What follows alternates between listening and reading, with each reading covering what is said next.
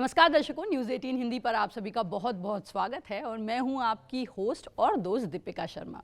देखिए, कहते हैं कुछ लोग इतने सख्त होते हैं कि हमें उनसे प्यार नहीं कर पाते, उनकी इज्जत करते हैं, और कुछ लोग इतने प्यारे होते हैं कि आप उनसे काफ़ी प्यार कर पाते हैं लेकिन डर नहीं लगता। लेकिन आज मैं आपको एक ऐसे शख्स से मिलाने वाली हूँ जिनसे जब आप उनकी फिल्म देखेंगे तो आप डर सकते हैं, लेकिन जब आप उनके इंस्टाग्राम को देखेंगे, जब आप उनकी पर्सनल बातों को सुनेंगे तो आपको डर तो दूर कहीं भाग जाएगा, सिर्फ प्यार ही प्यार आएगा। क्योंकि मुझे बहुत प्यार आ रहा है। आपके इंस्टाग्राम पोस्ट देख लें या कुछ भी देख लें, मेरे साथ हैं विद्युत जामवाल। विद्युत, बहुत बहुत स्वागत है आपका न्यूज़ 18 पर। और आई एम श्योर बहुत सारे लोग जितने भी आपको इंट्रोड्यूस करते हैं सबसे पहले डर वाली बात करते हैं। प्यार वाली बात सुन के कैसा लगा? डर लगने लगा है कि किसी को सच्चाई दिख गई और वो आप हैं। Well done. ओ नहीं नहीं, बहुत सारे लोगों को दिखती है, और खासतौर पे आपके जो वीडियोस हैं। पहले अगर हम फिल्म की बात करें, खुदा हाफिज़ फर्स्ट को लोगों ने बहुत प्यार दिया, आपके दोनों साइड्स हमें दिखाई दिए, इमोशनल भी और एक्शन भी। एक्शन को तो बहुत सारी फिल्मों में हम देख रहे हैं। ये सीक्वल उसी समय से तय था या फिल्म की सक्सेस हो गई? अक्सर जैसे हमारे यहाँ रीमेक बनते हैं कि चलो हिट हो गई तो इसका एक बना दें, दोनों में से कौन सा प्रोसेस था? जब हमने पहला भाग बनाया तो जो फारूक कबीर राइटर डायरेक्टर हैं, उन्होंने एक अखबार, मेरे ख्याल से हैदराबाद टाइम्स में उन्होंने ये आर्टिकल पढ़ा था जहाँ पे एक हस्बैंड और वाइफ रिसेशन के दौरान हिंदुस्तान से बाहर जाते हैं और कैसे उनकी बीवी उनको नहीं मिल पाती है। जब फिल्म हुई थी तो OTT में रिलीज़ हुई, हम लोग की किस्मत अच्छी थी हमारी कि पिक्चर ने अच्छा काम किया, सब लोग खुश थे। और फारूक अपनी कोई स्क्रिप्ट लिख रहे थे और मैं कुछ और काम कर रहा था, और हमने सोचा भी नहीं था कि दूसरा भाग बनाएंगे।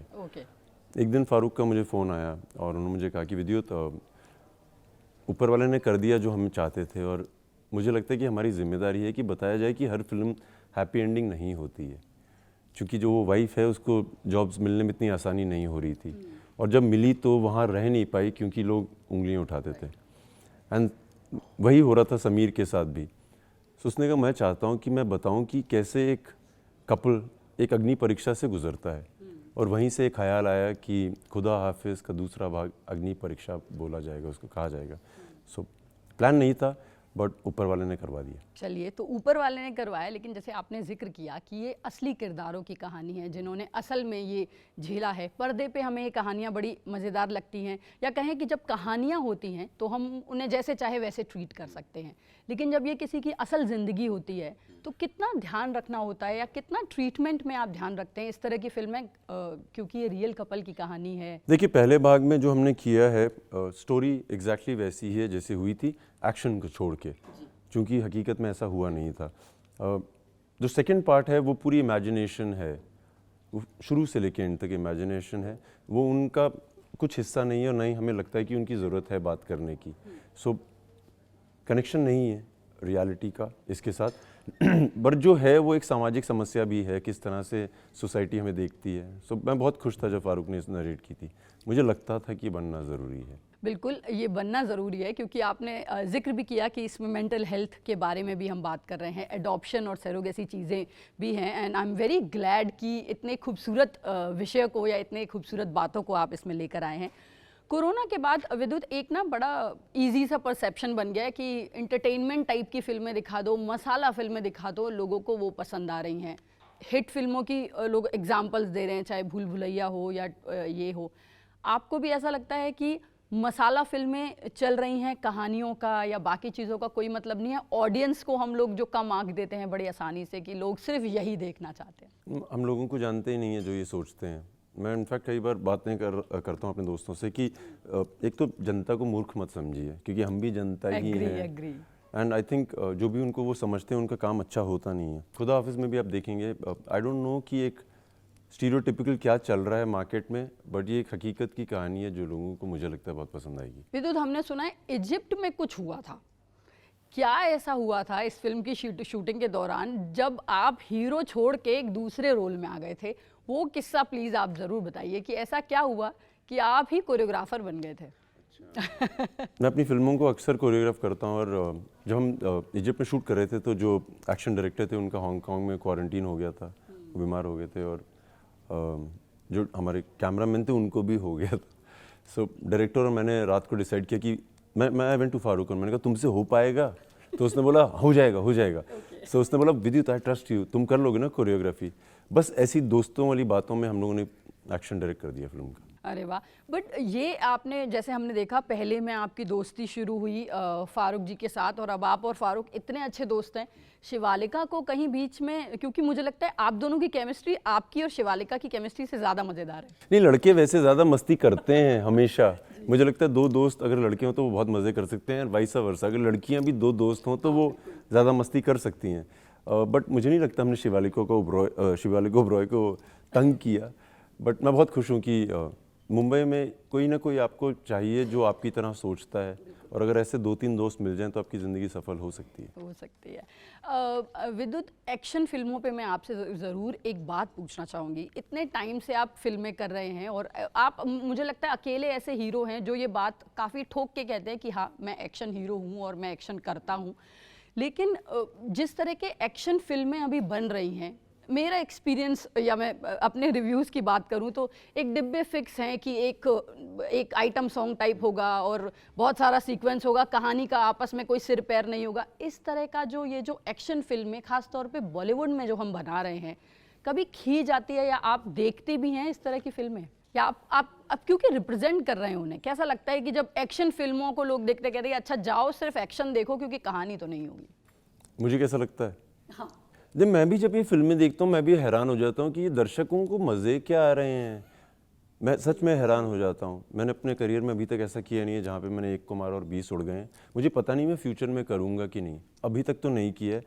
बट जब मैं ये फिल्में देखता हूँ मुझे शक तो होता है इस इंटेलिजेंट पॉपुलेशन पे कि मान कैसे गए आप लोग। बट अब समय आ गया। मैंने पिछले 1.5-2 साल में देखा है कि अगर आप में वो कंटेंट नहीं है, अगर वो इमोशन नहीं है और वो एक्शन में बात नहीं है, तो दर्शक होशियार तो हैं।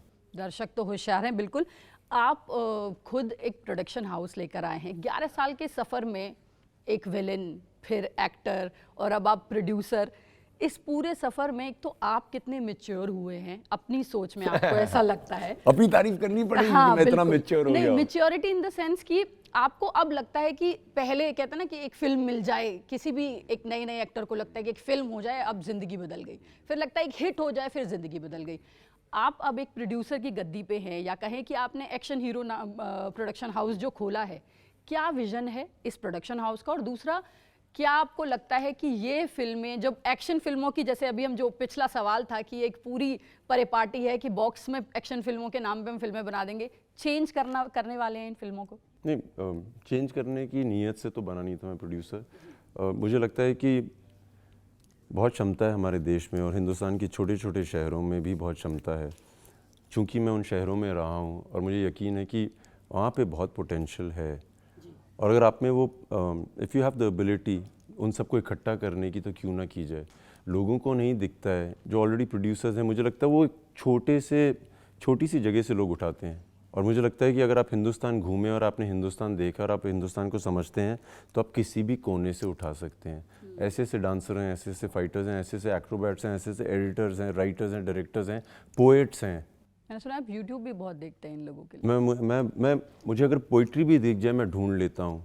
मैं भी इनफैक्ट कल ही किसी को मिला था जो दिल्ली में रहते हैं, भोजपुरी रैपर हैं, और मैंने सोचा था जब मैं दिल्ली आऊँगा उनको पक्का मिलूँगा, मैं मिल लिया। सो एज अ प्रोड्यूसर मुझे मज़े आ रहे हैं हिंदुस्तान के हर कोने से टैलेंट को मिलने। So good. विद्युत, जाते जाते एक सवाल जो सोशल मीडिया पे मुझे बहुत सारे लोगों ने पूछा कि जब विद्युत जी से मिलो तो ये ज़रूर पूछना कि भाई एक तो आप अपनी फिल्मों का लाइनअप बता दें, क्योंकि फैंस का ये सवाल है और आई एम श्योर आप तक भी पहुंचा होगा ये। तो अपनी फिल्मों का और आपके प्रोडक्शन हाउस की फिल्मों का अगर आप लाइनअप बता दें ताकि आपके फैंस को, और मैं भी कह दूँ कि भाई देखिए जो आपने सवाल मुझसे कहा था मैंने विद्युत से पूछ लिया। सभी खुदा हाफिज़ की तो बहुत एक्साइटमेंट है मुझे। मैंने फिल्म ख़त्म की है IB 71। देखो मेरे दोस्त हैं डायरेक्टर जिनका नाम है आदित्य दत्त, मैंने कमांडो 3 की थी उनके साथ, और मुझे लगता था कि अगर इनको एक बड़ा बजट दिया जाए बहुत अच्छी पिक्चर बना सकते हैं। मैं उनके साथ एक फिल्म कर रहा हूँ क्रैक, और 1-2 और रियल लाइफ इंसिडेंट्स पे स्टोरीज़ हैं जिन पे काम चल रहा है। चलिए, तो मिल गया आपको विद्युत का लाइनअप, और लेकिन उस सारे लाइनअप से पहले जो सबसे एक्साइटिंग चीज़ है वो है खुदा हाफिज़। खुदा हाफिज़ कहने से पहले एक लाइन जो दर्शकों को कहना चाहेंगे कि भाई फ्राइडे को आ जाओ 8 जुलाई को और सिनेमा घर भर दो।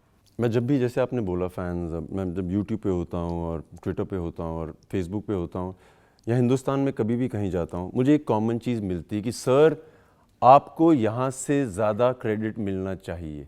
मैं ये यूनानिमसली सुनता हूँ। तो मैं उन लोगों को बोलना चाहता हूँ, अगर आपको ऐसा लगता है तो 8 जुलाई को ज़रूर थिएटर में खुदा हाफिज़ देखिएगा। अगर आपको लगता है कि किसी को सपोर्ट करना है तो प्लीज़ करिए। How sweet. मुझे लगता है इससे ज़्यादा अपीलिंग और कुछ नहीं हो सकता, क्योंकि ये सवाल हम तक भी बहुत आते हैं कि आपको ये क्रेडिट मिलना चाहिए। तो क्रेडिट देने के लिए दर्शक ही है, तो दर्शकों जाइए 8 जुलाई को ये फिल्म देखिए और जितना भी क्रेडिट बचा हुआ है वो सारा विद्युत को दीजिए। न्यूज़ 18 के साथ जुड़ने के लिए बहुत बहुत धन्यवाद। Thank you, thank you, thank you.